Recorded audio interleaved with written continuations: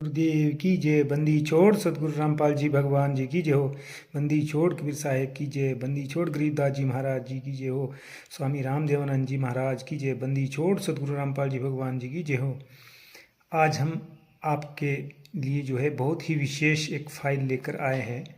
जिन भाई बहनों ने अभी तक संत रामपाल जी महाराज जी से नाम दीक्षा नहीं ली है उनके लिए विशेष है और इस वीडियो को पूरा अंत तक देखें। हम प्रमाण सहित आपको बताएंगे कि किस तरह से जो है संत रामपाल जी महाराज हमें तत्व ज्ञान दे रहे हैं और उसके अनुसार जो हमने गीता वेद शास्त्रों से जो प्रमाण है उसको देखकर हमने संत रामपाल जी महाराज जी से नाम उपदेश ग्रहण करना है। तो हमारी जो सेवा है गुरु जी की दया से आध्यात्मिक प्रदर्शनी कुरुक्षेत्र में लगी है, तो वहाँ जो हम जगत के भाई बहनों को समझाते हैं उसके लिए एक विशेष फाइल तैयार की गई है सदगुरुदेव संत रामपाल जी महाराज जी की दया से। तो आप सभी इसको देखें और समझें और आप संत रामपाल जी महाराज के सत्संग भी सुने और विशेष हम आपको प्रमाणों के साथ बताएंगे। सत साहिब चतुर्देव की जय हो।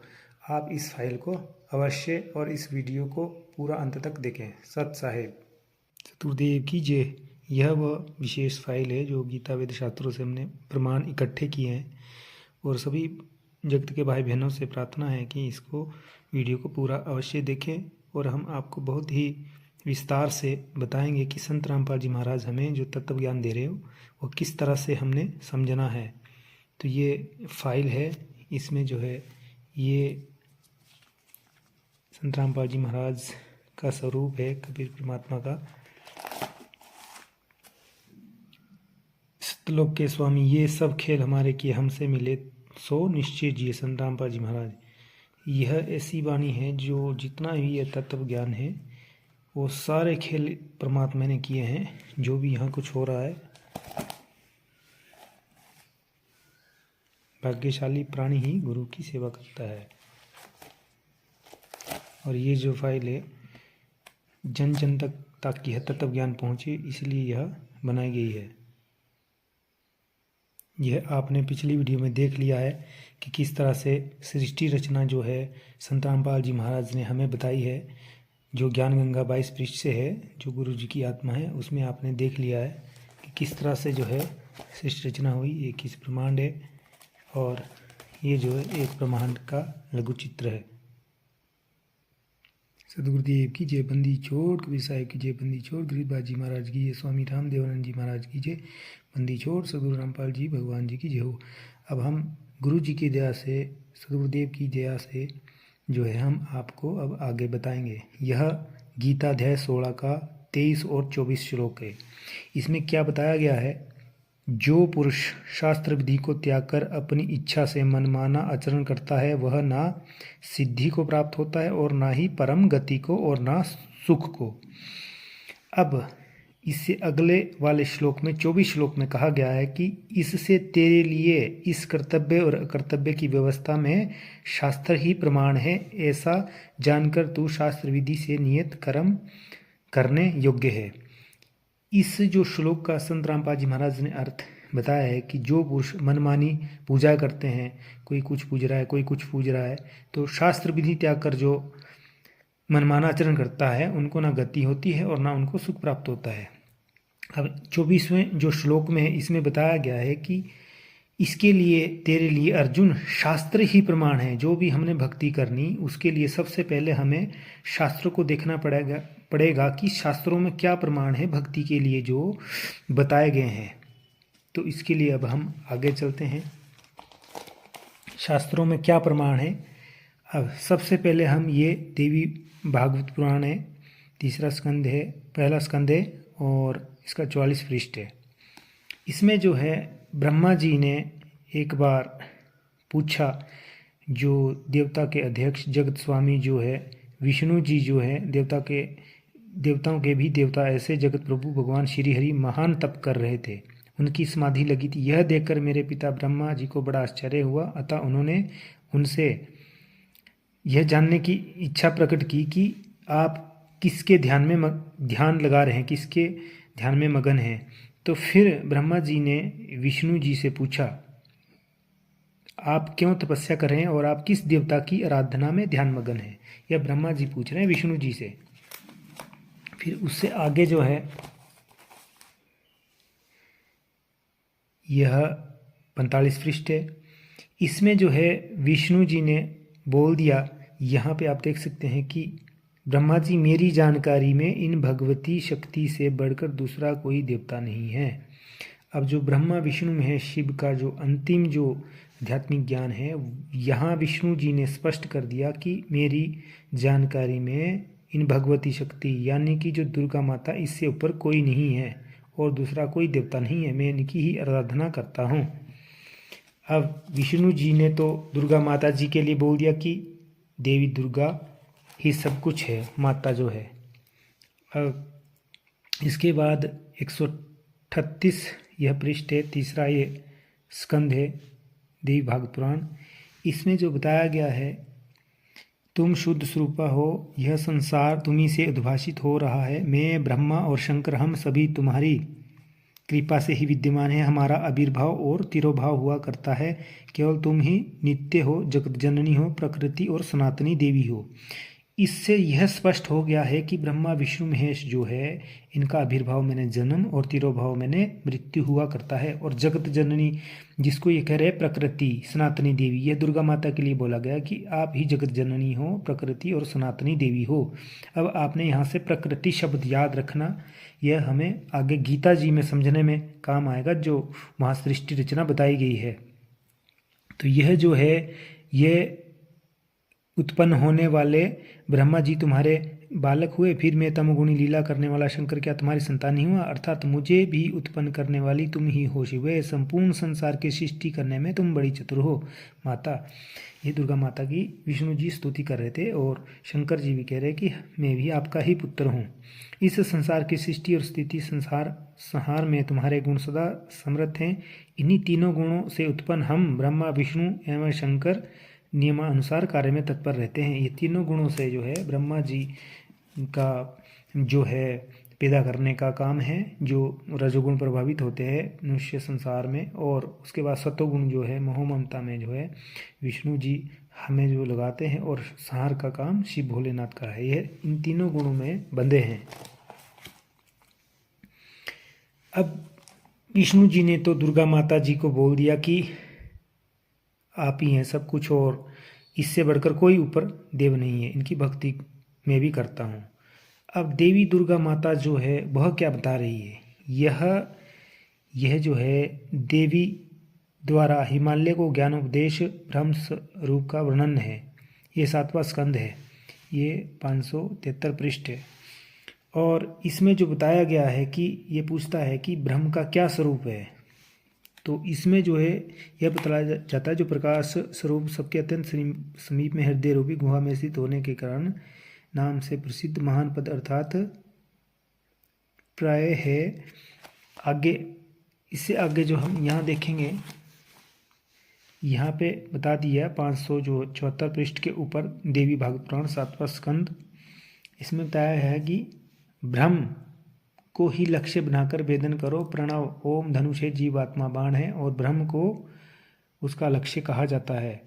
इस ब्रह्म का जो मंत्र है वह ओम मंत्र है और इसका ही वेदन करो। यह हिमालय राजा को दुर्गा माता बता रही है। और उस एकमात्र परमात्मा को ही जाने, दूसरी सब बातों को छोड़ दे।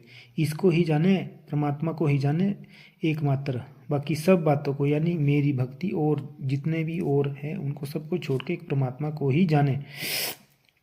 अब यहाँ पे जो है आत्मा का ओम के जप के साथ ध्यान करो, इससे अज्ञान में अंधकार से सर्वथा परे और संसार समुद्र से उस पार जो ब्रह्म है उसको पा जाओगे, तुम्हारा कल्याण हो। वह यह सबका आत्म ब्रह्म ब्रह्मलोक दिव्य आकाश में स्थित है। तो इसमें देवी दुर्गा माता जी ने बता दिया हिमालय राजा को कि उस ब्रह्म का ओम मंत्र है, उसका ध्यान करो और वह दिव्य ऊपर आकाश, दिव्य आकाश ब्रह्मलोक दिव्य आकाश में स्थित है। वह ब्रह्म जो है दिव्य आकाश में ब्रह्मलोक में स्थित है। अब आपको बताएंगे कि वो ब्रह्मलोक कहाँ है। वह आगे बताएंगे हम आपको। अभी जो है आपने देख लिया कि जो है दुर्गा माता ने साफ बोल दिया कि ब्रह्म की भक्ति करो, उसका ओम मंत्र है। अब जो है इस ब्रह्म और दुर्गा माता का आपस में क्या संबंध है, जो सृष्टि रचना गीता जी में है ना, ये गीता जी अध्याय 14 और इसका जो है 3 और 4 श्लोक है। 3 में इसमें बताया कि हे अर्जुन, मेरी महत ब्रह्म रूप मूल प्रकृति संपूर्ण भूतों की योनि है, अर्थात गर्भ धान का स्थान है, और मैं उस योनि में चेतन समुदाय गर्भ को स्थापन करता हूँ। उस जड़ चेतन के संयोग से सब भूतों की उत्पत्ति होती है। अब इसमें जो प्रकृति है ना, जो आपने देखा 7वें संग में, यह दुर्गा के लिए बोला गया है। ये ब्रह्म जो है ना, यहाँ देखो ब्रह्म और ये प्रकृति, यानी कि यह दुर्गा माता से सारी भूतों की उत्पत्ति होती है। जितने भी यहाँ है जीव सब जो है इससे उत्पन्न होते हैं दुर्गा माता से, इसमें यह कहा गया है। आगे यह जो है 4था श्लोक है गीता अध्याय 14 का, ठीक है, ये 4था श्लोक है। अब इसके बाद जो हम इसका आपको हिंदी अनुवाद आगे दिखाते हैं। इसमें कहा कि हे अर्जुन, नाना प्रकार की सब योनि में जितनी मूर्तियां अर्थात शरीरधारी प्राणी उत्पन्न होते हैं, प्रकृति तो उन सब की गर्भ धारण करने वाली माता है, और मैं बीज स्थापन करने वाला पिता हूँ। तो इससे स्पष्ट हो गया कि जो है ब्रह्म यह बीज स्थापन करने वाला पिता है और माता दुर्गा है, जिससे सब जीवों और भूतों की उत्पत्ति होती है। और इसी प्रकृति से जो है आगे अब देखो ब्रह्मा विष्णु महेश की कैसे ये होती है उत्पत्ति। हे अर्जुन, सतगुण रजगुण और तमगुण ये प्रकृति से उत्पन्न तीनों गुण अविनाशी जीव आत्मा को शरीर में बांधते हैं। तो यहाँ स्पष्ट हो चुका है सतगुण कौन है, विष्णु जी, रजगुण ब्रह्मा जी और तमगुण शिव जी। ये प्रकृति से उत्पन्न इस दुर्गा माता से उत्पन्न और ब्रह्म इन्हें उत्पन्न करता है। यह अविनाशी जो जीव आत्मा इसको शरीर में बांधते हैं। यहाँ हम जन्म मृत्यु के चक्कर में हमें यहाँ बांधते हैं।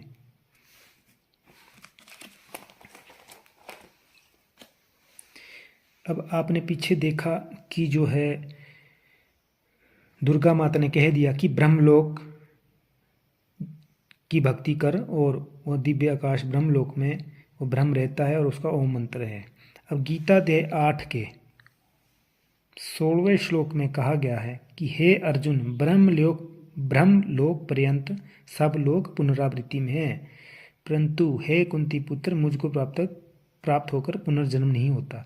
यहाँ स्पष्ट कर दिया है कि ब्रह्मलोक गए भी पुनरावृत्ति में हैं अर्जुन, लेकिन आगे ये कहता कि मुझको प्राप्त होकर पुनर्जन्म नहीं होता। अब यहाँ ये डबल जो है, मतलब कि इसमें जो है ये अनुवाद ऐसा है कि एक साइड तो बोल रहा है कि पुनरावृत्ति में है और दूसरी साइड बोल रहा है ब्रह्म की मुझको प्राप्त पुनर्जन्म नहीं होता। अगर इसकी सही माने तो आगे जो है गीता अध्याय 4 का 5 श्लोक गलत हो जाता है। तो अब जो ये ब्रह्मलोक आपने अभी देखा कि ब्रह्मलोक पुनरावृत्ति में है, ब्रह्मलोक जो ये एक ब्रह्मांड का चित्र है, यहाँ की बात कर रहा है ब्रह्म, ये एक पूरा ब्रह्मलोक है। ये जो ब्रह्मलोक है इसमें ब्रह्मा विष्णु महेश को यहाँ पैदा करता है, जो यहाँ जाने के बाद फिर वापस आना पड़ता है पृथ्वी के ऊपर नीचे।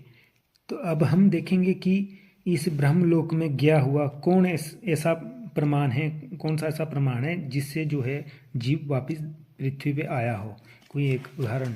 तो उसके लिए संत रामपाल जी महाराज ने हमें जो है जैन धर्म का इतिहास जो है, महावीर जैन जो हुए हैं उनकी किताब से यह 294 और 95 पृष्ठ हैं, उससे यह बताया है। जो जैन धर्म के संस्थापक जो थे महावीर जैन जो है, वह भक्ति करके इस ओम नाम का जाप करके यह ब्रह्म स्वर्ग में देव हुआ। उसके बाद अयोध्या नगरी में कपिल ब्राह्मण की काल स्त्री से जटिल नामक पुत्र हुआ। ठीक है, अब इसके बाद इसकी क्या दुर्गति हुई ब्रह्मलोक जाने के बाद भी। अब देखो 1000 आक वृक्ष के भाव, 80,000 सीप के भाव, 20,000 नीम वृक्ष के भाव, 90,000 बार केली वृक्ष के भाव, 3,000 बार चंदन वृक्ष के भाव और 5 करोड़ बार कनेर वृक्ष के भाव, 60,000 बार वेश्या के भाव, 5 करोड़ बार शिकारी के भाव, 20 करोड़ बार हाथी के भाव, 60 करोड़ बार गधे के भाव, 30 करोड़ बार कुत्ते के भाव, 60 करोड़ बार नपुंसक के भाव, 20 करोड़ बार स्त्री के भाव, 90 लाख बार धोबी के भाव, 8 करोड़ बार घोड़े के भाव, 20 करोड़ बार बिल्ली के भाव, 60 लाख बार गर्भपात से मरण और 80 लाख बार देव प्राय को भी प्राप्त हुआ। तो इतनी दुर्गति महावीर जैन की 84 लाख योनियों में होती है। यह सचकर मान लेना, यह गरुड़ पुराण में भी लिखा है और आपने सुना भी होगा कि इस तरह से 84 लाख में हमारी दुर्गति होती है। तो इसीलिए हमने तत्वदर्शी की संत की शरण में जाना है अब, ताकि ये सब इन 84 से हम बाहर हो सके और हम कभी भी 84 लाख योनियों में इनमें इस तरह की दुर्गति हमारी ना हो। और वह वर्तमान में संत रामपाल जी महाराज की शरण में आने से और अंतिम सांस तक मर्यादा में रहकर भक्ति करने से ही संभव है वर्तमान समय में। अब यह देखो, जो जैन धर्म, यह सतगुरुदेव जी ने बताया है कि इतनी बुरी दुर्गति हुई तो हमारी भी असंख्य जन्म हो गए, हमें सतलोक से यहाँ आए हुए हमारी भी इतनी बार, असंख्य बार यह दुर्गति हो चुकी है। अब आगे आपने पीछे देखा था कि जो 8वें अध्याय का 16वां श्लोक है कि ब्रह्मलोक पुनरावृत्ति में है, और आगे इसने कहा था कि मुझको प्राप्त होकर पुनर्जन्म नहीं होता। तो इसके गीता अध्याय 10 का जो दूसरा श्लोक, इसमें बता दिया इसने कि मेरी उत्पत्ति को अर्थात लीला से प्रकट होने को ना तो देवता लोग जानते हैं और ना महर्षि जानते हैं, क्योंकि मैं इन सब प्रकार से देवता और महर्षियों का आदि कारण हूँ। यह इसकी उत्पत्ति को नहीं जान सकते, मैं इन सब का आदि कारण हूँ।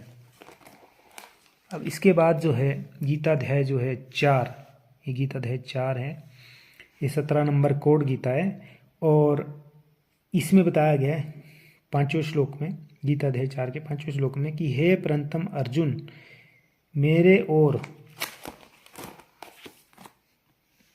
तेरे बहुत से जन्म हो चुके हैं, उन सब को तू नहीं जानता, मैं जानता हूँ। अब इस गीता अध्याय 4 के 5वें श्लोक में ब्रह्म ने स्पष्ट कर दिया है, जो ये गीता अध्याय 8 के 16 में बोल रहा है कि मुझे प्राप्त होकर पुनर्जन्म नहीं होता। तो ये खुद बोल रहा कि अर्जुन तेरे और मेरे बहुत जन्म हो चुके हैं, तू नहीं जानता, मैं जानता हूँ। यानी कि ब्रह्म भी जन्म मृत्यु में है। अब इसकी जो है जन्म मृत्यु कैसे होती है, यह सब भगवानों की उम्र है।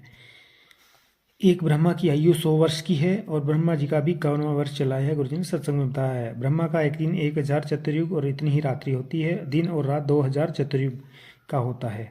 ब्रह्मा जी के एक दिन में 14 इंद्र का शासन काल समाप्त हो जाता है। एक इंद्र का शासन काल 72 चतुर्युग होता है। इसलिए वास्तव में ब्रह्मा जी का एक दिन 72 गुणा 14 नहीं 1008 चतुर्युग का होता है तथा इतनी ही रात्रि, परंतु इसको 1000 चतुर्युग ही मानकर चलते हैं। तो महीना 30 गुणा 2000 तो 60,000 चतुर्युग। वर्ष 12 गुणा 60,000 यानी कि 72,000 जो है 12 गुणा 60,000 7,20,000 चतुर्युग की ब्रह्मा जी की आयु हुई। तो ब्रह्मा जी की आयु 7,20,000 गुणा 100 वर्ष इनके एक वर्ष की हुई है 7,20,000 चतुर्युग की। तो 100 वर्ष कितने हुए इस तरह से, तो 7 करोड़ 20 लाख चतुर्युग की जो है ब्रह्मा जी की उम्र है।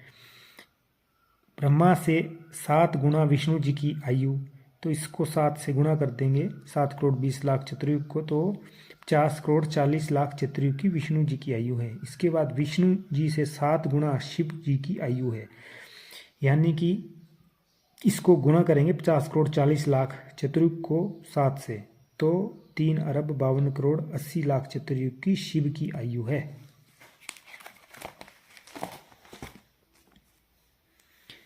अब ऐसी आयु वाले कैसी, जो आपने पीछे देखी, ये 3 अरब 52 करोड़ 80 लाख चतुर्युग की शिव की आयु।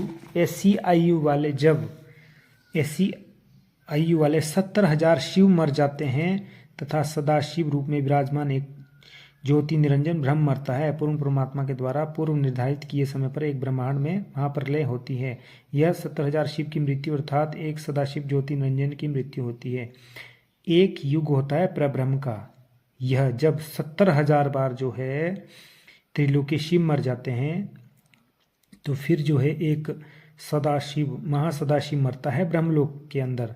तो वह एक युग होता है परब्रह्म का, 1000 युग का होता है। इतनी ही रात्रि होती है, 30 दिन का रात 1 महीना तथा 12 महीने का परब्रह्म का 1 वर्ष हुआ तथा 100 वर्ष की परब्रह्म की आयु है। परब्रह्म की भी मृत्यु होती है, जो अक्षर पुरुष है ना, उसको परब्रह्म बोला गया है, उसकी भी मृत्यु होती है 100 वर्ष बाद।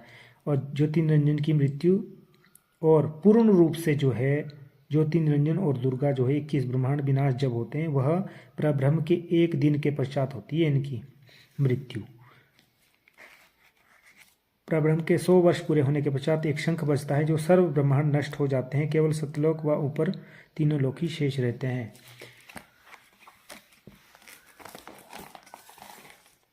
अब यह जो उम्र है, गोरखनाथ जी ने कबीर परमात्मा से पूछा था कि आपकी उम्र कितनी है। जो बूझे सोए बावरा, क्या है उम्र हमारी, असंख्य युग परले गई। असंख्य युग हो चुकी हैं परले को, तब का ब्रह्मचारी, कोटि निरंजन हो गए परलोक सिधारी। हम तो सदा महबूब है स्वयं ब्रह्मचारी।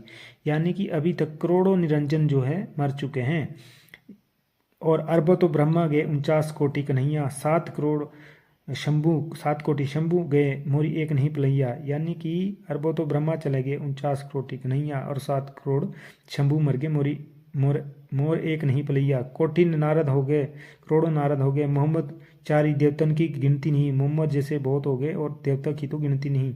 और क्या सृष्टि बिचारी, और हमारी तो कोई गिनती नहीं है जो मनुष्य है सृष्टि की। क्या क्या सृष्टि बिचारी, नहीं बूढ़ा नहीं बालक ना ही कोई भाट भिखारी, कहे कबीर सुनो गौरव यह है उम्र हमारी। ना मैं बूढ़ा हूँ ना बालक कोई भाट भिखारी, कहे कबीर सुन हो गोरख यह है उम्र हमारी। तो इस तरह से जो है कबीर परमात्मा ने गोरखनाथ जी को बताया था कि यह है उम्र हमारी।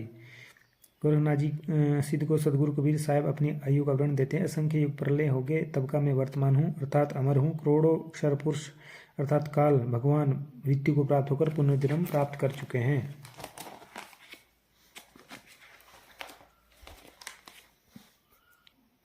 अब जो आपने अभी उम्र देखी, ये कैसे होती है, ये है 3 अरब 52 करोड़ 80 लाख चतुर्युग के जब ये शिव त्रिलोकी शिव मर जाते हैं, तो काल ब्रह्म यहाँ इस ब्रह्मलोक में जो है ये सदा शिव रूप वाला शरीर छोड़ देता है। जब ये नीचे 17,000 बार मर जाता है त्रिलोकी शिव, 3 अरब 52 करोड़ 80 लाख चतुर्युग का यहाँ पे जो है जब ये छोड़ देता है, तो यहाँ पे यह शरीर छोड़ देता है और पूरे एक ब्रह्मांड की प्रलय हो जाती है फिर। और जब ये सदाशिव एक बार यहाँ मर जाता है, उसके बाद जो अक्षर पुरुष है, जो अक्षर पुरुष है उसका एक युग होता है। और ऐसे ऐसे जब 1000 युग होंगे, तब जाके उस अक्षर पुरुष का एक दिन होगा। फिर ये पूरे 21 ब्रह्मांड जो है काल और दुर्गा सहित ये नाश में आएंगे, सारे के सारे यह इनमें प्रलय हो जाएगी जब एक दिन अक्षर पुरुष का होगा। जो ये अक्षर पुरुष के ये ब्रह्मांड है, ये लाल लाल जो आप देख रहे हैं, ये सतलोक का चित्र है इसमें। तो ये बीच में जो है 21 ब्रह्मांड है, इसमें पूरे में प्रलय हो जाएगी जब इसका एक दिन होगा। और ऐसे ऐसे करके फिर इसके महीना हुआ, 1 वर्ष होगा, और 100 वर्ष की उम्र इस अक्षर पुरुष की है। उसके बाद इसकी भी मृत्यु होती है। पूर्ण परमात्मा कबीर साहब ही अविनाशी और पूर्ण रूप से जो है इनके जो ऊपर के सतलोक, अलखलोक, अगम लोक, अनामी लोक, यह भी अविनाशी लोक है, इनमें प्रलय नहीं होती। पीछे एक वीडियो में पहले भी मैंने आपको बताया था गुरु जी की दया से कि पहली मुक्ति सालोक्य होती है, दूसरी सारूप्य, और तीसरी सामीप्य, चौथी सायुज्य और 5वीं निष्कर्मी मुक्ति है। यह जो मुक्ति है, पहली मुक्ति से जीव स्वर्ग जाता है, दूसरी मुक्ति से जीव देव बनता है, और तीसरी मुक्ति से जब तक ब्रह्मांड रहता है, वह एक ब्रह्मांड अभी आपने देखा था, तब तक स्वर्ग में रहता है और उसके बाद मृत मंडल में जीव बनता है। चौथी मुक्ति से जीव ब्रह्मलोक में जाता है, जैसे ध्रुव प्रहलाद गए, मारकंडे ऋषि गए, और ब्रह्म स्वर्ग में अभी आपने देखा था महावीर जैन गए। तो ये सब जो है चौथी मुक्ति प्राप्त है, जिसको जो है सायुज्य मुक्ति बोलते हैं। और गीता अध्याय 8 के आपने 16 श्लोक में उसमें बताया गया है कि ब्रह्मलोक गए हुए भी पुनरावृत्ति में उनका जन्म मृत्यु है। और उसी वीडियो में पहले जो दिखाई गई है उसमें बताया है जो मार्कंडेय ऋषि थे उन्होंने भी ओम नाम का जाप किया और वह ब्रह्मलोक गए और बाद में त्रेता युग में वही दोबारा से आए और हनुमान हुए। यह भविष्य मालिका में बताया गया है। पांचवी जो मुक्ति है निष्कर्म मुक्ति, यह जो मुक्ति है ये गीताध्याय 18 के 49वें और गीताध्याय 3 के 4 में और गीताध्याय 18 के 49वें श्लोक में से निष्कर्म सिद्धि कहा है, जिससे प्राणी जो है सतलोक प्राप्त होता है। यह गुरुजी ने गरिमा गीता के 285 पृष्ठ पर भी बताया है। और यह पांचवी मुक्ति वर्तमान समय में संसार में तत्वदर्शी संत रामपाल जी महाराज से नाम उपदेश लेकर मर्यादा में रहकर अंतिम सांस तक भक्ति करने से मिलेगी। बंदी छोड़ सदगुरु रामपाल जी महाराज जी की जय हो। अब आपको ये दिखाते हैं गीताध्याय 18 और इसका जो है श्लोक 49वां है। ये इसमें लिखा सर्वत्र आसक्ति रहित बुद्धि वाला सबरा हरित और जीते हुए अनंत कर्ण वाला पुरुष सांख्य योग द्वारा उस परम निष्कर्म सिद्धि को प्राप्त होता है। जो निष्कर्म सिद्धि है ना, यह सतलोक में प्राप्त होगी। निष्कर्म सिद्धि बोलते हैं इसको। अब आपने पीछे देखा कि जो है दुर्गा माता जो है क्या बोलती है कि जो है ब्रह्मा जी विष्णु जी को बोलते हैं कि आप किसी आराधना में ध्यान मगन है, तो वह दुर्गा माता से ऊपर किसी को नहीं मानते, वह उसकी भक्ति के लिए बोल रहे हैं।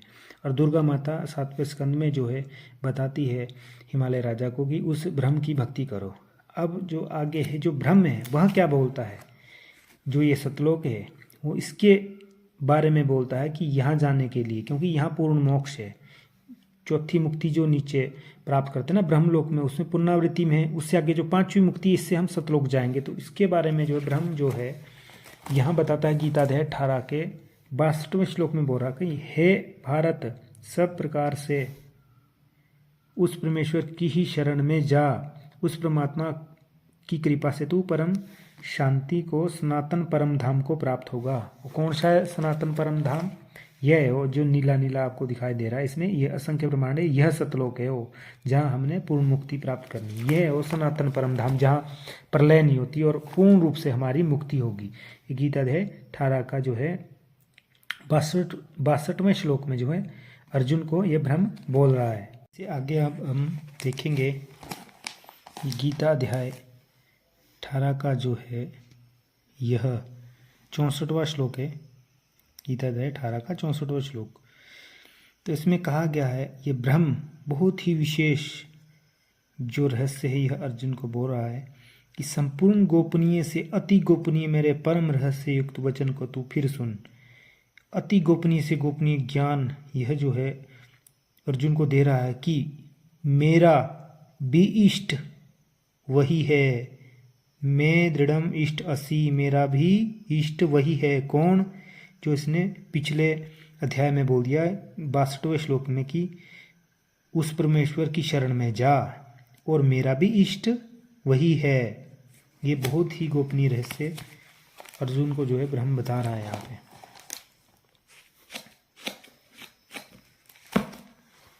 इसमें इसने कहा है इससे यह परम हितकारक वचन मैं तुझसे कहूँगा।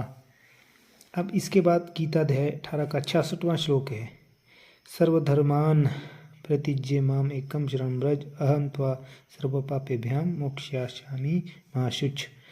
इसमें जो है ब्रह्म यह कह रहा कि संपूर्ण धर्मों को अर्थात संपूर्ण कर्तव्यों को मुझ में त्याग कर तू केवल एक मुझ सर्वशक्तिमान सर्वधार परमेश्वर की ही शरण में आ जा। मैं तुझे संपूर्ण पापों से मुक्त कर दूंगा, शोक मत कर। तो इसमें जो है यह इन्होंने जो है व्रज का शब्द जो है आजा कर दिया, यह गलत अनुवाद किया गया है। व्रज का अर्थ जहाँ भी कहीं भी लिखा जाएगा वह आना ही इन्होंने किया है, और जहाँ भी लिखा जाएगा वह जाना होता है। व्रज का अर्थ आना नहीं होता, जाना होता है। तो इसके लिए हम आगे आपको प्रमाण बताएंगे कि सर्वधर्मान प्रतिज्य माम एकम शरण व्रज। ये ब्रह्म कह रहा कि तू उस एक परमेश्वर की शरण में जा। ये यहाँ अनुवाद ऐसे होना था क्योंकि 62 में बोल रहा है ना वो पहले ही। तो अब जो है ये देखो कूरम पुराण है, इसके 87 पृष्ठ जो है इसमें लिखा शरणम व्रज, शरण में जाओ। ये देखो आप यहाँ में लिखा हुआ ना शरणम व्रज, शरण में जाओ। यानी कि वो अनुवाद जो पीछे गलत है। इसके लिए और जो है संस्कृत हिंदी कोश जो है शिवराम वामन शिवराम आपटे द्वारा 993 पृष्ठ, इसमें लिखा गया है कि देखो व्रज का अर्थ दिया गया है यहाँ। व्रज व्रज मैंने जाना, चलना, प्रगति करना। तो इससे स्पष्ट है कि व्रज का जहाँ भी कहीं लिखा जाएगा वह जाना होता है, ना कि आना होता है। अब आपने देख लिया कि इस तरह से जो है जितना भी जो यह ज्ञान है यह सारा संत रामपाल जी महाराज ने हमें इस तरह से बताया है। अब जैसे कोई भी किसी तरह से हमें कोई कुछ पूजने के लिए बोलता है, कोई कुछ बोलता है, कोई वहाँ चले जाओ वहाँ चले जाओ, तो यह भ्रमित ज्ञान है। तो इसके लिए जो है यह जो है गीता अध्याय 2 का 53वां श्लोक है। इसमें बताया गया है कि भांति भांति के वचनों को सुनने से विचलित तेरी बुद्धि जब परमात्मा में अचल और स्थिर ठहर जाएगी, यानी कि भांति भांति वचनों से कोई कुछ बोलता है, कुछ बोलता है, भ्रमित ज्ञान से विचलित हुई तेरी बुद्धि जब एक तत्व ज्ञान उस परमात्मा में ठहर जाएगी, तब तो तू योग को प्राप्त हो जाएगा, अर्थात तेरा परमात्मा में नित्य संयोग हो जाएगा।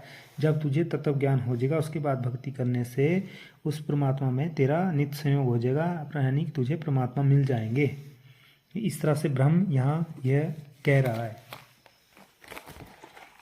अब तत्व ज्ञान क्या है, इसके लिए गीता अध्याय 4 श्लोक 32 में बताया है कि सच्चिदानंद घन ब्रह्म अर्थात पूर्ण परमात्मा के मुख कमल से बोली गई वाणी में यज्ञों अर्थात धार्मिक अनुष्ठानों की विस्तार पूर्वक जानकारी कही गई है, वह तत्व ज्ञान है जो अभी पीछे आपने पढ़ा। इसके लिए गीता अध्याय 4 के 32 में बोला गया कि तत्व ज्ञान वह है।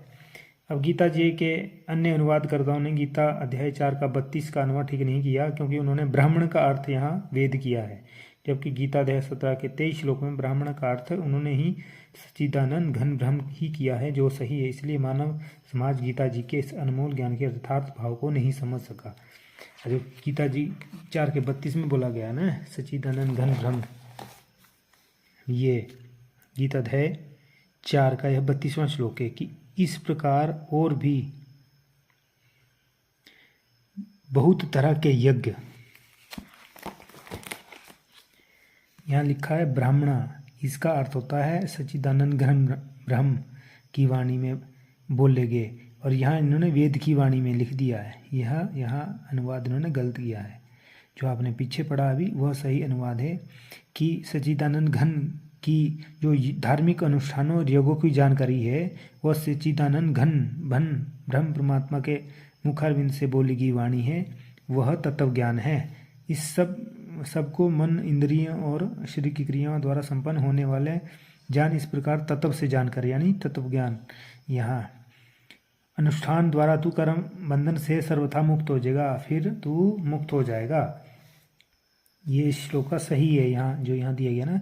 इसके लिए गीता अध्याय 4 के 32 में बताया है सच्चिदानंद घन ब्रह्म अर्थात पूर्ण परमात्मा के मुख कमल से बोली गई जो वाणी है, यज्ञों अर्थात धार्मिक अनुष्ठानों की विस्तार पूर्वक जानकारी गई गई है, वह तत्व ज्ञान है। अब यह जो है गीता अध्याय जो है 4 का 33वां श्लोक है। हे परंतम अर्जुन, द्रव्य में यज्ञ की अपेक्षा ज्ञान यज्ञ अत्यंत श्रेष्ठ है तथा यवन मात्र संपूर्ण कर्म ज्ञान में समाप्त हो जाते हैं, यानी कि ज्ञान यज्ञ अत्यंत श्रेष्ठ है।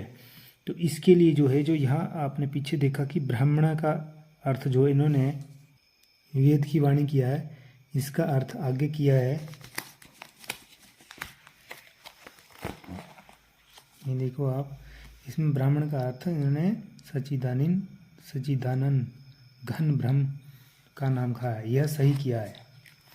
अब आपने गीता अध्याय 4 का 33 देख लिया कि ज्ञान यज्ञ अत्यंत श्रेष्ठ है। अब गीता अध्याय 4 का 34वां श्लोक, इसमें बताया गया है जो तत्व ज्ञान 32 में बताया ना, उस तत्व ज्ञान को तू तत्वदर्शी ज्ञानियों के पास जाकर समझ, उनको भली भांति दंडवत प्रणाम करने से, उनकी सेवा करने से और कपट छोड़कर सफलतापूर्वक प्रश्न करने से वे परमात्म तत्व को भली भांति जानने वाले ज्ञानी महात्मा तुझे उस तत्व ज्ञान का उपदेश करेंगे। इसमें बता दिया कि उस तत्वदर्शी संत की शरण में जाओ, उसको दंडवत प्रणाम करो, वह आपको तत्व ज्ञान बताएंगे। ये गीता अध्याय 15 का एक श्लोक है। अब जो तत्व ज्ञान के बोल है कि तत्वदर्शी संत की शरण में जाओ। अब इसमें पहचान बताई कि तत्वदर्शी संत कौन है। आदि पुरुष, परमेश्वर स्वरूप, मूल वाले, ब्रह्म स्वरूप, शाखा वाले, संसार रूपी पीपल के वृक्ष को अविनाशी कहते हैं। वेद जिसके पत्ते कहे गए हैं, ये इन्होंने गलत यहाँ अनुवाद किया, वेद नहीं है। उस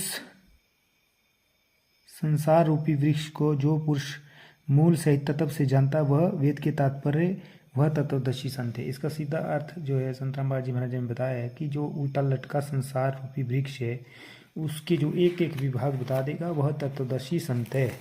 अब ये जो है आप देख रहे हैं, इस तरह से यह उल्टा लटका संसार रूपी वृक्ष है। जो जड़ है इसकी कबीर परमात्मा ऊपर को है, और ये मोटा जो तना है अक्षर पुरुष है, जो आपने सृष्टि रचना में सुना था। और उसके बाद ये क्षर पुरुष आगे जो है ब्रह्म है। और ये तीनों जो टहनियाँ हैं, ब्रह्मा विष्णु महेश और पात रूप में संसार है। तो कबीर अक्षर पुरुष एक पेड़ है, निरंजन बाकी डार, तीनों देवा शाखा है, पात रूप संसार। ऐसा है ये उल्टा वृक्ष लटका हुआ। और यह इसका भेद केवल संत रामपाल जी महाराज ने हमें बताया है। बाकी कोई भी संत जो है वर्तमान में संसार में इस भेद को नहीं बता पाया। तो हम कैसे कर रहे हैं ये हमने उल्टा जो वृक्ष, हम ऐसी इसकी भक्ति कर रहे हैं उल्टी साइड से।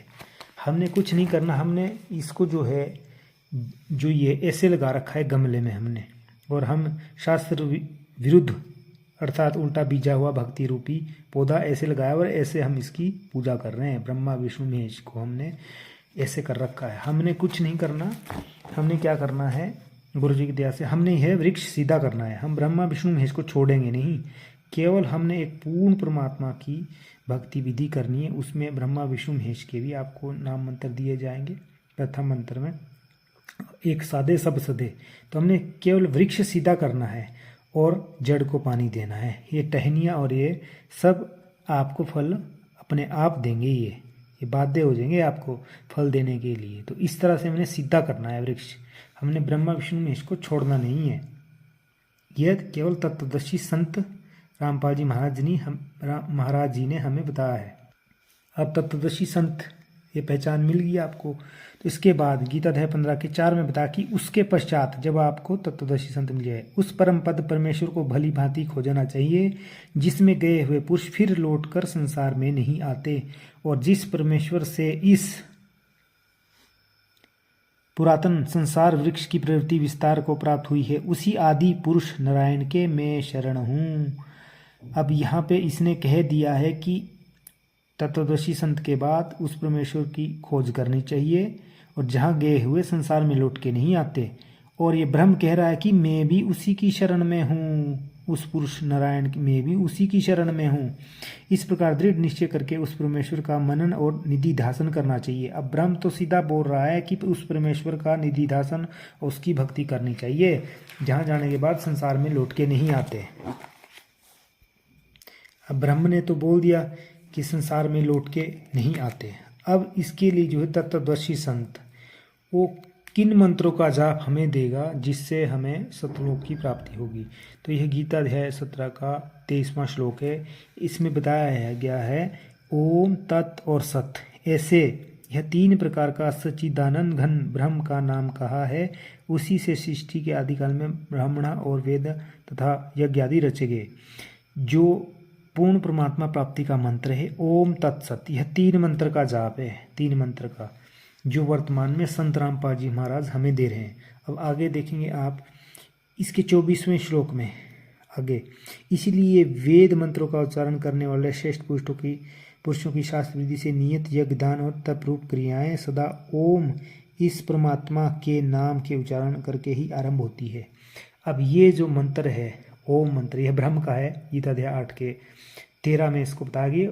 ओम ब्रह्म का मंत्र है 8 के 13 में। और आपने 7वें स्कंद में देख लिया, देवी दुर्गा माता जो है हिमालय राजा को बोली कि ओम जाप कर ले, ब्रह्म का मंत्र है और और दिव्य आकाश ऊपर ब्रह्मलोक में रहता है। तो यहाँ से तो भक्ति प्रारंभ होती है हमारी ओम नाम से। और यह संत रामपाल जी महाराज जी जो है, सतनाम का यह पहला मंत्र संत रामपाल जी महाराज हमें देते हैं। ओम नाम जो है ब्रह्म का मंत्र है, गीता जी में बता दिया। और संत रामपाल जी महाराज यही मंत्र हमें देते हैं।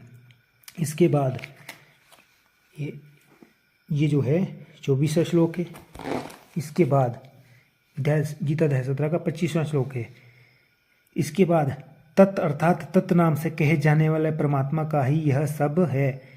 इस भाव से फल को ना चाहकर नाना प्रकार की यज्ञ रूप तपक्रियाएं तथा दान रूप क्रियाएं कल्याण की इच्छा वाले पुरुषों द्वारा की जाती है।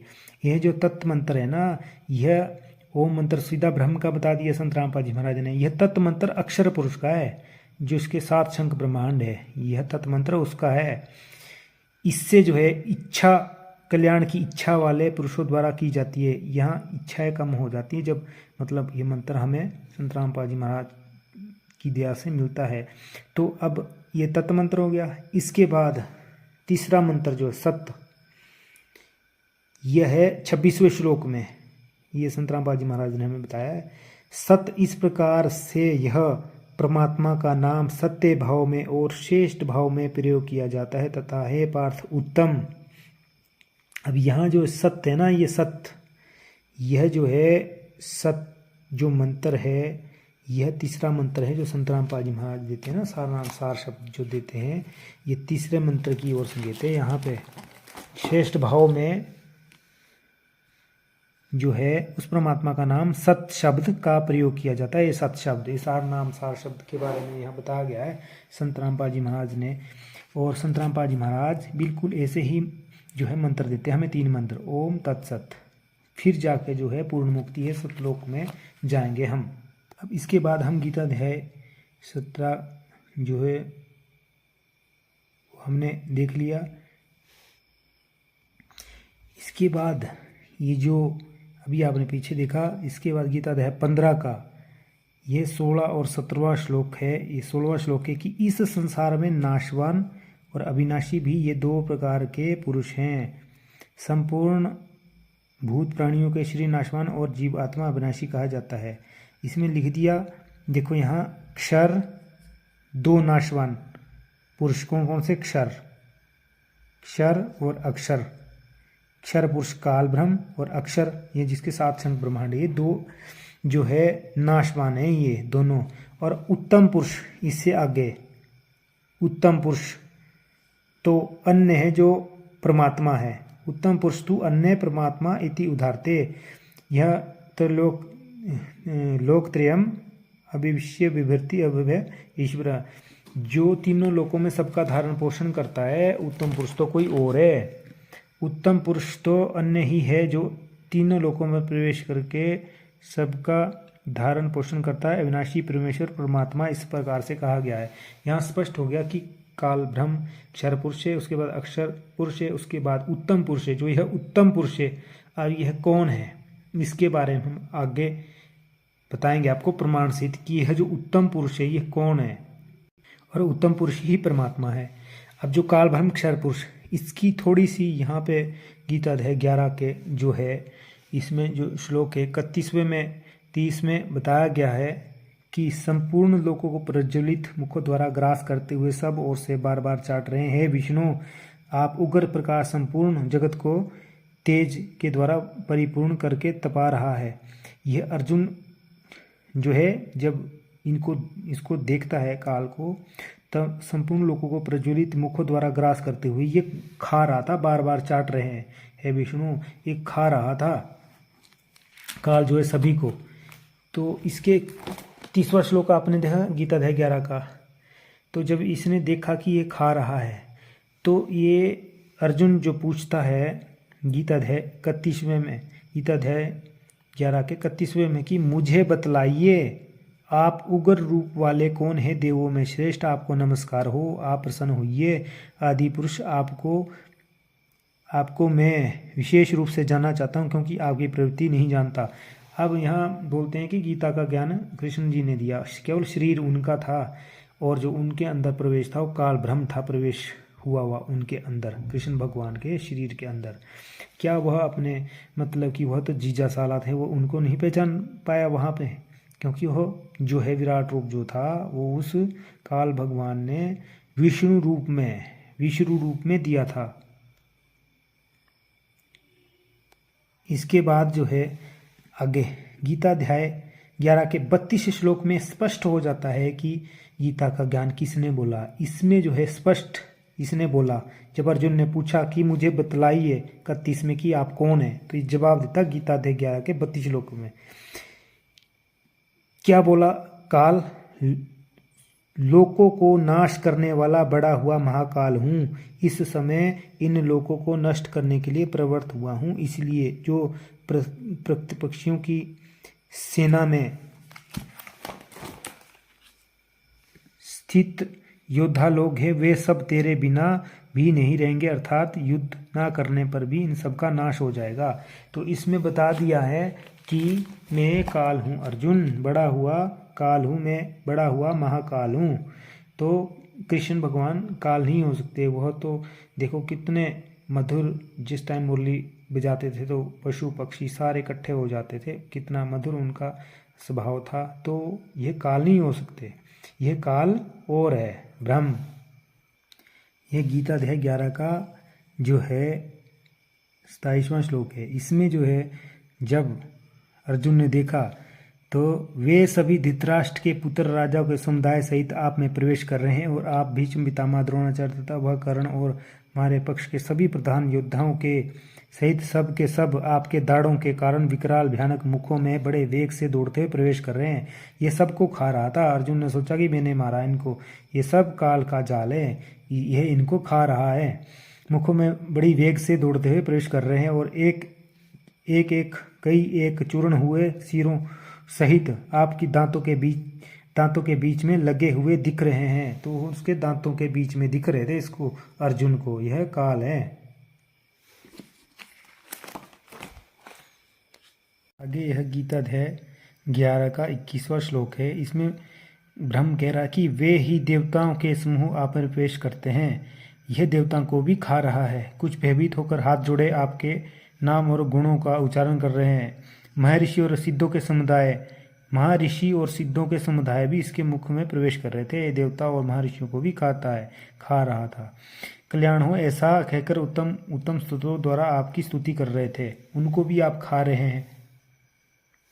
तो इससे आगे जो है अब इससे यहाँ स्पष्ट हो जाता है कि यह जो है काल ब्रह्म है, ये खाता है, यहाँ सबको खाता है, हमें भी खाता है। ये सूक्ष्म शरीर से मेल को निकाल कर खाता है तपशिला के ऊपर। तो यह गीता जी से प्रमाणित हो चुका है। अब परमात्मा कौन है, इसके लिए हम जो है वेदों में जाएंगे। प्रमाण है ऋग्वेद मंडल 9 सूक्त 96 मंत्र 16 से 20 में। इसमें कहा गया है 16 में कि हे परमात्मन, सर्वोपरि रहस्य श्रेष्ठ नाम जो तुम्हारी संज्ञा है उसका ज्ञान कराएं।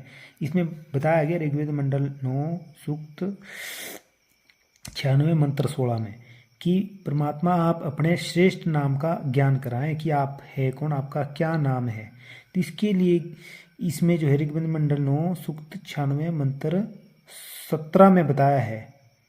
17 में बताया है शेयति सूक्ष्म शिशुम शेयति सूक्ष्म करोति प्रलय काले जगदीति। शिशु परमात्मा, उस परमात्मा को जो सदा प्रकट है, जो अत्यंत कमनीय है, उसको उपासक लोग बुद्धि विषय करते हैं और उसकी स्तुति द्वारा गुणों का वर्णन करते हैं। और विद्वान लोग उस गतिशील परमात्मा का गुणों के द्वारा वर्णन करते हैं।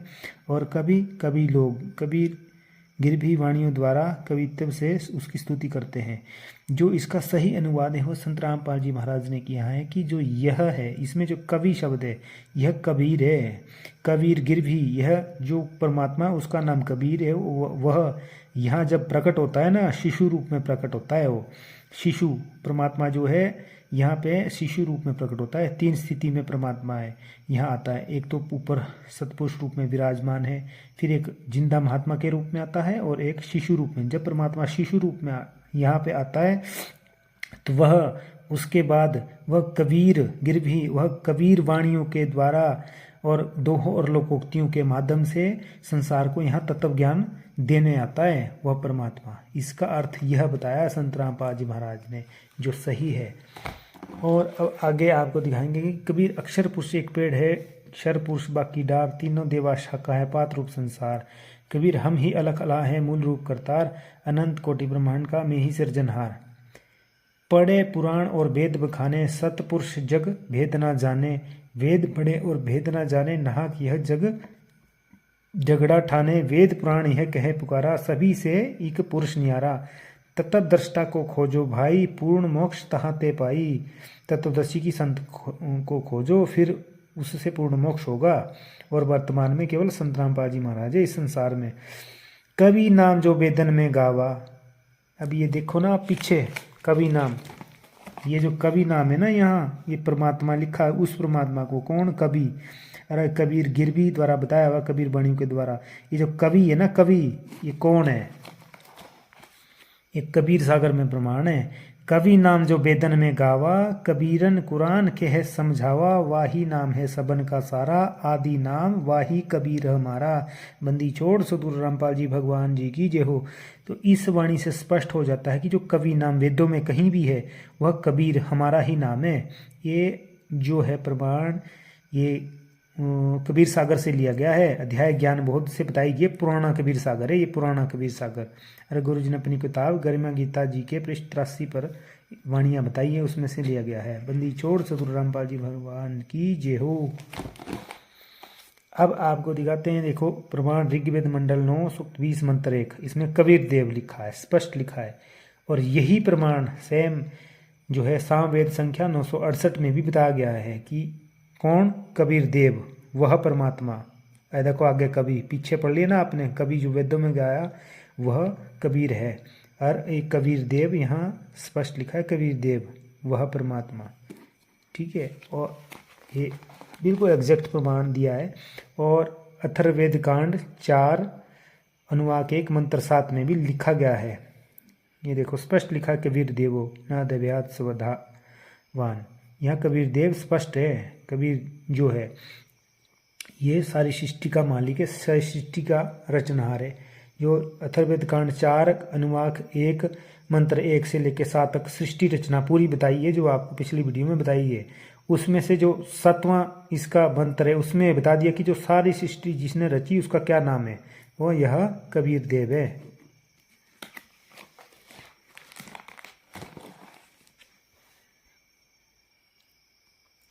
अब आपको एक बहुत ही विशेष रहस्य बताएंगे कि जो उत्तम पुरुष गीता जी में आपने देखा है, गीता जी 15 के 17 श्लोक में, कि वो परमात्मा है।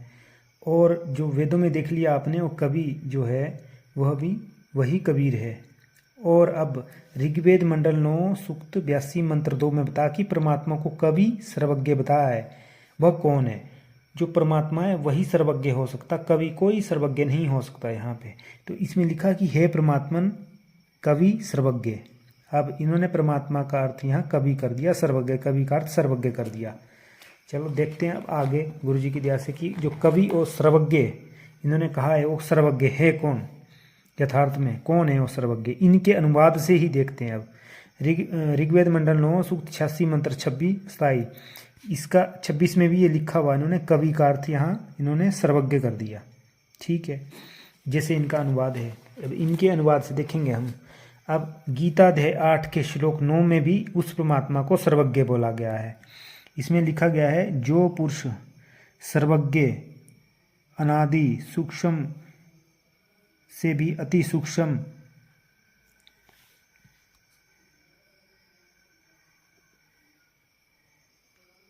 इसमें है, जो पुरुष सर्वज्ञ अनादि सूक्ष्म के नियंता, सूक्ष्म से भी अति सूक्ष्म सबके धारण पोषण करने वाले, अचिंत स्वरूप सूर्य के सदृश नित्य चेतन प्रकाश रूप और अविद्या से अति परे शुद्ध सच्चिदानंद घन परमेश्वर का स्मरण करता है। जो उस कवियम, यहाँ कवियम जो है ना कबीर परमात्मा है, ये कवियम सर्वज्ञ। यहाँ तो चलो इनके अनुवाद लेते हैं, इनका ही अनुवाद लेते हैं कि कवियम सर्वज्ञ। जो सर्वज्ञ है वो परमात्मा जो है उस सच्चिदानंद घन परमेश्वर का जो स्मरण करता है, उस सर्वज्ञ परमात्मा का, वो कहाँ जाता है? इससे अगले श्लोक में 10वें श्लोक में, वह भक्ति पुरुष अंतकाल में भी योग बल से भ्रुवृत्ति के माध्यम में प्राणों को अच्छी प्रकार, ये गीताध्याय 8 के श्लोक 10 में बताया कि वह पुरुष अनंत काल में उस सर्वज्ञ परमात्मा को ही प्राप्त होता है। यहाँ लिखा है कि स्थापित करके फिर निश्चल मन से स्मरण करता हुआ उस दिव्य परम पुरुष परमात्मा को ही प्राप्त होता है। किसको? उस सर्वज्ञ परमात्मा को, जो गीताध्याय 8 के 9 में है और वेदों में बताया है जिसको सर्वज्ञ। अब हमने ये देखना है कि यह सर्वज्ञ परमात्मा कौन है। यह सर्वज्ञ परमात्मा कौन है, इसी का उत्तर गुरुजी ने कबीर सागर का अध्याय बोध सागर के खंड कबीर चित्र बोध 33 पृष्ठ पर बताया है। अब इसमें क्या प्रमाण है? बहुत ही गजब का प्रमाण है और यहाँ से यह साबित हो जाएगा कि पूर्ण परमात्मा कौन है। यहाँ पे जो सिकंदर लोदी था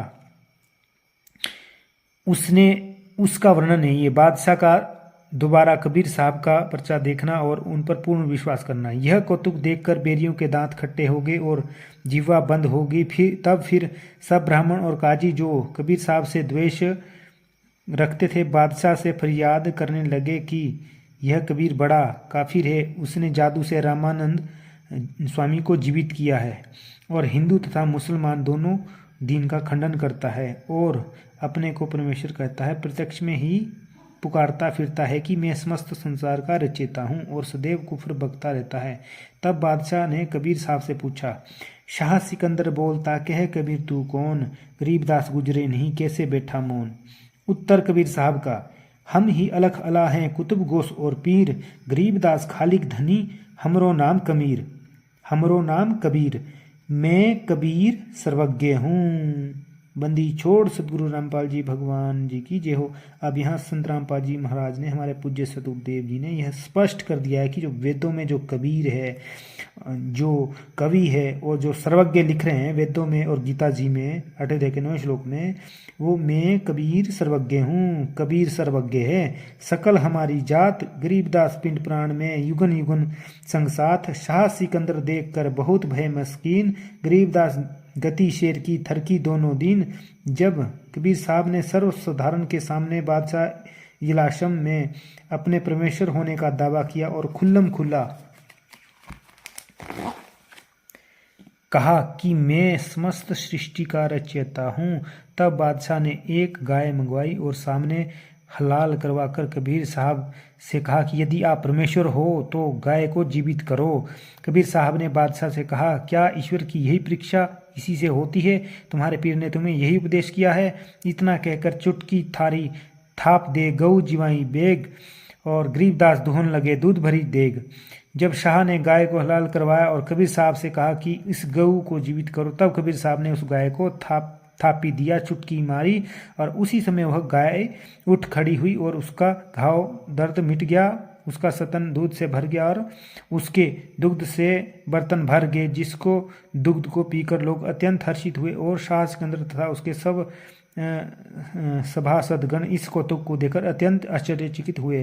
बादशाह विशेष मुद्रा में विश्वास किया। फिर जाके उस सिकंदर लोदी ने विश्वास किया कि यह पूर्ण परमात्मा है।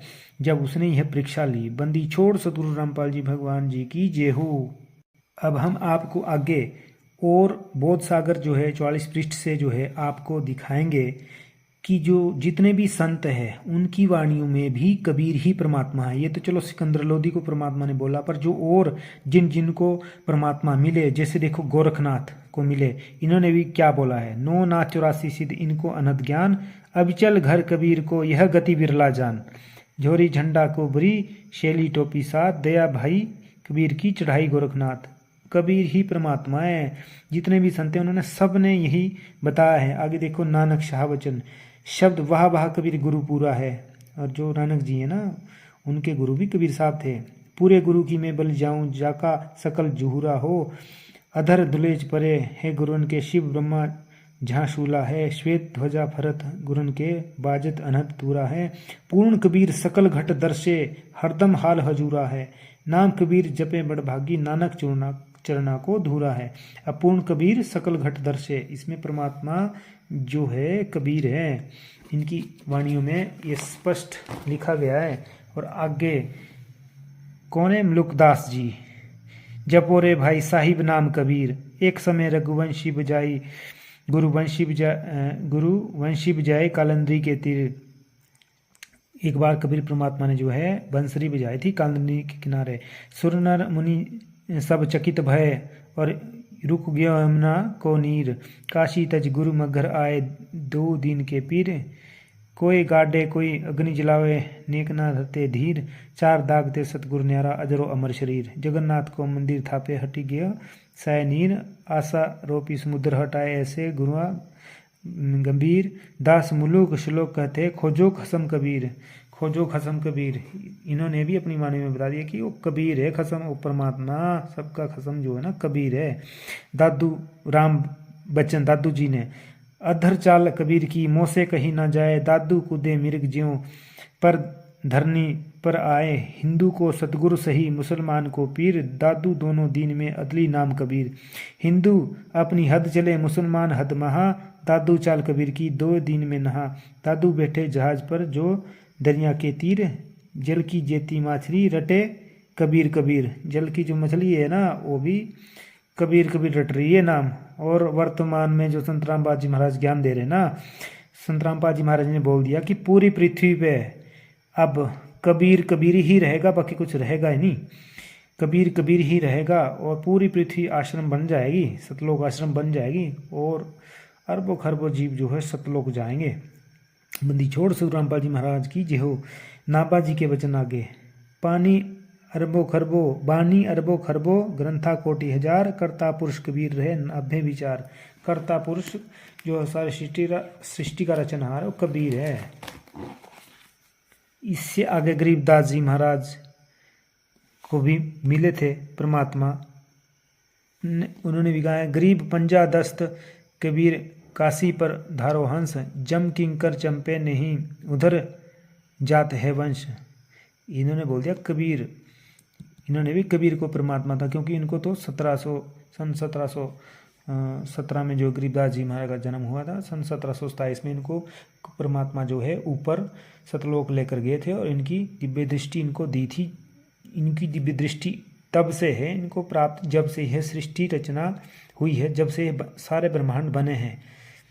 ये बहुत ही मतलब कि एक जो है संत रामपाल जी जो महाराज आज हमें ज्ञान दे रहे हैं, वो ज्ञान गरीबदास जी महाराज जो ग्रंथ है, जो आपने देखा हुआ सतलोक आश्रमों में जो पाठ होता है, अखंड पाठ होता है ना 3 दिन का, उसमें जो ग्रंथ रखा जाए अमर ग्रंथ साहिब है जिसमें 24,000 मंत्र है, चारों वेदों से ऊपर, और वह 5वां वेद है सूक्ष्म वेद कबीर सागर भी ये सूक्ष्म वेद है और उसमें हो सही ज्ञान बताया गया अमर ग्रंथ साहिब में, जो सभी गीता वेद शास्त्रों से मैच करता है और उससे आगे का ज्ञान उसमें है कि किसने सारी सृष्टि रची। इसके बाद महादेव उवाच, इसमें आगे श्लोक यह सुख सागरो दाता बीज ज्ञान तथैवच अधंतरहितो लोक यह कबीर इच्युते कालशेन गत्यो भुवा विलासा सत्य संज्ञक। इसमें बताया गया कि पार्वती माता पूछती है, पार्वती जी ने पूछा कि कबीर किसको कहते हैं।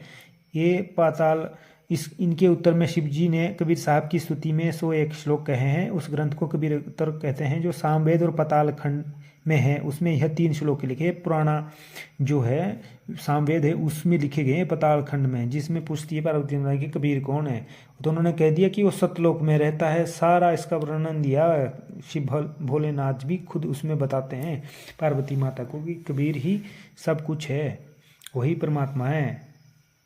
अब इन्हीं सभी प्रमाणों को देखकर हमें जो है संत रामपाल जी महाराज से जो है नाम दीक्षा लेकर अपना मानव जीवन का कल्याण करवाना चाहिए और हमें यहाँ जाना है सतलोक में। एक रस परम शांति सुख है जहाँ सतलोक में, हम वहाँ जाएंगे, परम शांति हो जाएगी और पूर्ण मोक्ष हमारा हो जाएगा। तीनों देवा कमल दल बसे ब्रह्मा विष्णु महेश, प्रथम इनकी वंदना फिर सुन सतगुरु उपदेश। और ये आत्मा इस तरह से मूल कमल है, मूल कमल फिर स्वाद कमल फिर नाभि कमल फिर हृदय कमल फिर कंठ कमल संगम कमल और फिर त्रिकुटी कमल अष्ट कमल। इस तरह से यह आत्मा इन कमलों में से ऊपर को जाएगी जब हम इनकी भक्ति करेंगे। और प्रथम जो है इन ब्रह्मा विष्णु महेश दुर्गा माता इन सभी की सतभक्ति करनी होगी ताकि हम यहाँ से ऊपर निकल।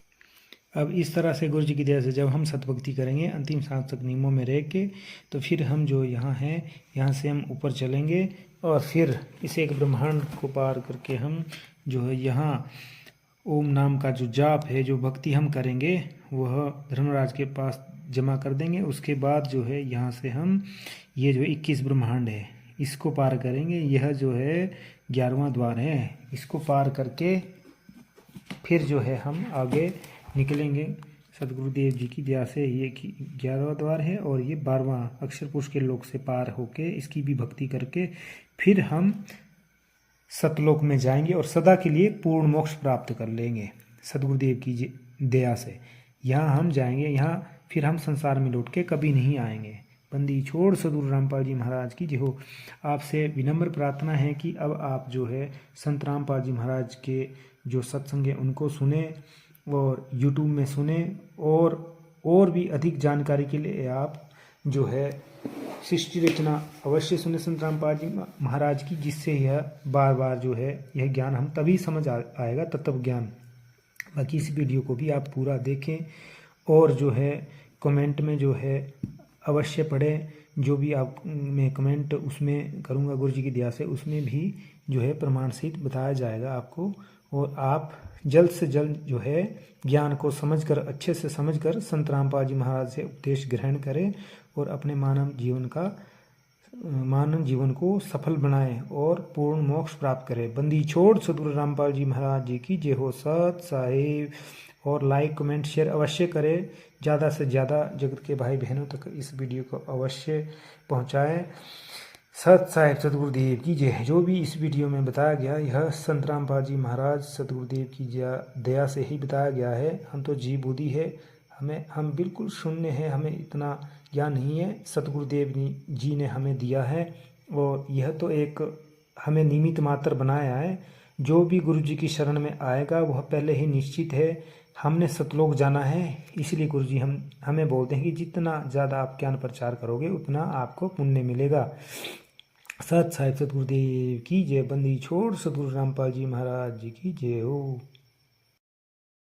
कीजिए तो आपने आज यह विशेष फाइल देख ली है। यह तो अंश मात्र है संत रामपाल जी महाराज का, तो ऐसा ज्ञान है, अथाह समुद्र ज्ञान है। इसको आप जो है संत रामपाल जी महाराज के यूट्यूब चैनल से अधिक जानकारी प्राप्त कर सकते हैं। सृष्टि रचना अवश्य सुने और भी सारे गीता वेद शास्त्रों से खोल कर जो है संत रामपाल जी महाराज ने प्रमाण दिए हैं हमें, जिससे हम इस तत्व ज्ञान को समझ सके।